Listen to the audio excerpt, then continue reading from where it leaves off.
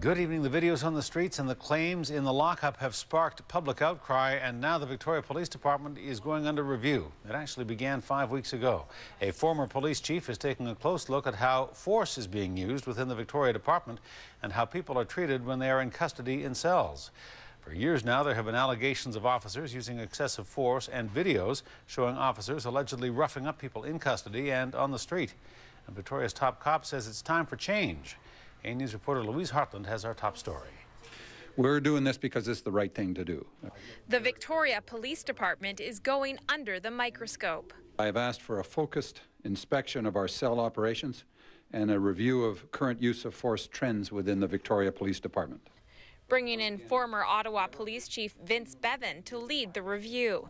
He'll be looking at overall operations in the cell block, use of force, how it's reviewed, and how officers are trained.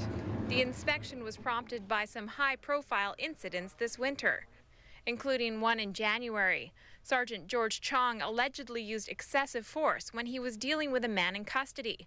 Chong is the brother of Oak Bay Gordon Head MLA Ida Chong. The case is being investigated. The review will focus on the use of force and complaints for the year 2009. All inmates and prisoners, regardless of their behavior, their level of sobriety, or their mental state, a high level of care and any use of force must be justified in law. The Victoria Police have faced a lot of scrutiny in the past, all caught on tape.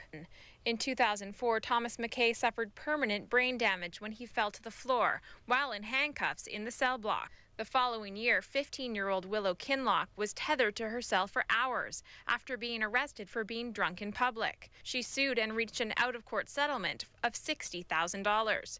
And in March, this scuffle between two men and two officers was captured on video outside of Social nightclub.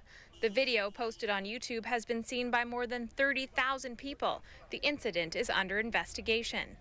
But the man in charge of the review says those incidents aren't the norm. And it becomes important, it becomes front page news because they are exceptions. And, you know, the cells, policing goes on 24 hours a day, every day of the year.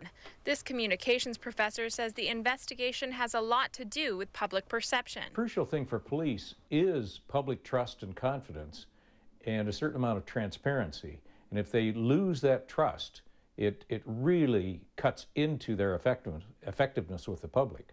But he admits having a former cop do the review could impact the outcome. If he then reports in a way that says, these are things that actually have happened, we wish they hadn't, and doesn't just deny everything, if he's able to come out with a report that is that honest, then I think it will clearly be a positive step. A step the chief says is necessary to make improvements in the department and in the eyes of the public. Louise Hartland joins us now with more. Louise, the department has already made some changes in the cell block operations, continuous color surveillance video, a supervisor around the clock. What other changes are expected?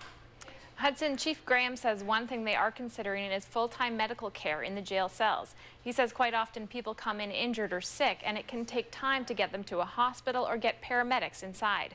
Graham says that would come at a cost, though, and they'd need to look at the budget. The review is expected to be released in the next few months. Hudson. Louise Hartland reporting. Louise, thanks.